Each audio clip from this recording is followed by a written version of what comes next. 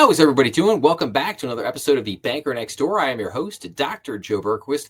Today, I wanted to talk to everybody about a new report that came out from the CFPB about flood disparities. Thought this was kind of interesting, but I figured we would take a look and jump right into the report. So here's the press release. So we'll look at the press release first, and then we'll go to the actual report. So again, and this is on the CFPB website. If anybody would like to check out the report, there is a link to it in the description down below if you want to go click on that and look through. Not a very long report, so easy to kind of flip through it.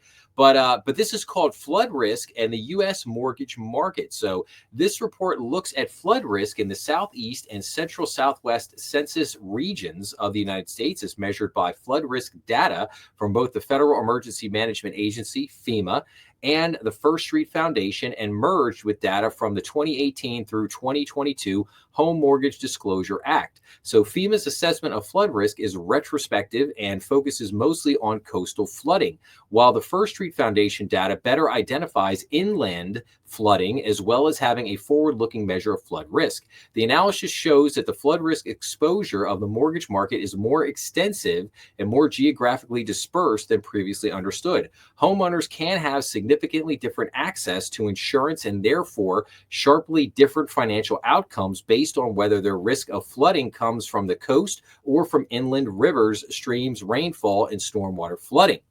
The report's key findings include current flood insurance maps may not capture accurate flood risk exposure. FEMA flood insurance maps rates flood risk highest in coastal areas, while First Street's estimates predict significantly more exposure in inland areas as well as broader exposure in coastal regions. Over 400,000 homes may be underinsured for flooding events in the southeast and central southwestern parts of the country alone.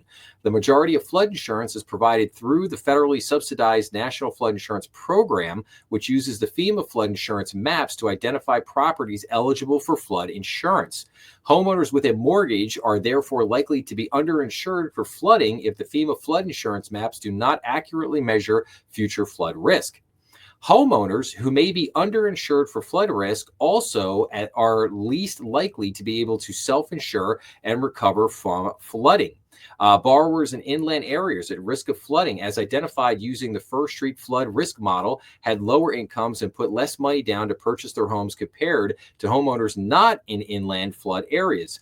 This included both borrowers living in areas at high cost of coastal flooding and borrowers whose homes are not an area of high flood risk, as identified earlier, either by FEMA or First Street. This suggests that these borrowers have the fewest financial resources to recover from flooding and are most at risk of suffering catastrophic loss after a flood. So those are kind of the highlights here. So now let's jump into the actual full report here. So this report is 24 pages. So, again, flood risk in the U.S. mortgage market.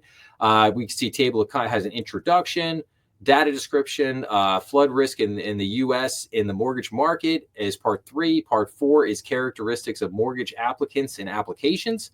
Part 5 is conclusion. I think we're going to go down and basically take a look at the conclusion here. It has some interesting charts in here. Like this is figure 1. FEMA flood map or Chatham County, Georgia. Kind of interesting. Figure 2, First Street Foundation flood risk map for Chatham County, Georgia. Understanding differences in flood risk measures. This is kind of a map. This is kind of an interesting map. This is kind of the eastern to south central part of the United States here. Percentage of point difference between flood factor as special flood hazard areas of high flood risk purchase applicant share by county, South Atlantic East and West South Central divisions. So you have everything from basically Florida over to Texas, up through Oklahoma, over to, it looks like Tennessee, the Carolinas, Virginia, heading up to DC. Probably Kentucky is probably a little bit a part of this, I would imagine. Maryland, a little bit there toward the top. And let's see here as we continue on. Characteristics of the mortgage applications, and then conclusion. Okay, so flooding is currently the costliest natural disaster in the United States. This report uses different data sources and measures of flood risk to examine the relationship between mortgage applicants and flood risk. We show that special flood hazard area designation, the National Risk Index, and First Street Foundation's flood factor measure provide very different pictures of exposure to flood risk. Our analysis suggests a significant gap in the identification of properties at risk of flooding. Because flood insurance is mostly taken up through the National Flood Insurance Program, our analysis further suggests that there is significant underinsurance among mortgage applicants since access to the National Flood Insurance Program relies on FEMA flood insurance rate map designation. And then it goes in to talk about the major impact of some of the hurricanes. Two major hurricanes that impacted the United States in 2024, Hurricane Helene and Milton, highlight this policy issue. The regions primarily affected were in Florida, Georgia, and Western North Carolina, Appalachia. This analysis suggests that homeowners in affected Georgia and North Carolina, especially the Appalachian region, are likely underinsured because the properties do not fall in special flood hazard areas. Earlier CFPB research that people in rural areas, the regions hit hardest by hurricanes Helene and Milton, are more likely to have lower incomes and higher debt burdens than other rural consumers and nationally. This may indicate that they may be less likely than consumers elsewhere to absorb the cost of private flood insurance or the financial shock of expenses due to flood damage. In the case of Florida, many of the affected homeowners likely live in FEMA-designated flood zones where coverage is required, which may limit the extent of underinsurance due to not having any flood insurance as compared to inland areas of Georgia and North Carolina. However, Florida homeowners affected by either Hurricane Helene or Hurricane Milton may remain underinsured to the extent that their existing flood insurance policies do not cover the full cost of damage to their property. Moreover, it goes in here. All right, I'm going to skip down just a little bit here. Finally, we want to emphasize that this analysis necessarily offers a somewhat limited view of flood risk. Flood risk models require a variety of inputs and decisions to generate estimates of flood risk. This is best exemplified by our comparison of special flood hazard area status, the National Risk Index, and flood factor, three different models with three very different views of flood risk. While our analysis does suggest significant gaps in flood insurance coverage, the analysis may provide an incomplete picture of flood risk, as other models may highlight other important differences that suggest certain groups of consumers or certain regions are vulnerable to flooding events. So it's a very interesting study. I think they probably make and point out some good points. Again, it's a tough thing. Like, I have some concerns there. I mean, politically, I think you could blast FEMA. I mean, I've seen some things with these poor people in Georgia, in North Carolina right now. That FEMA just doesn't, just from the appearance. I'm just saying the appearance looks like FEMA is just not doing their job.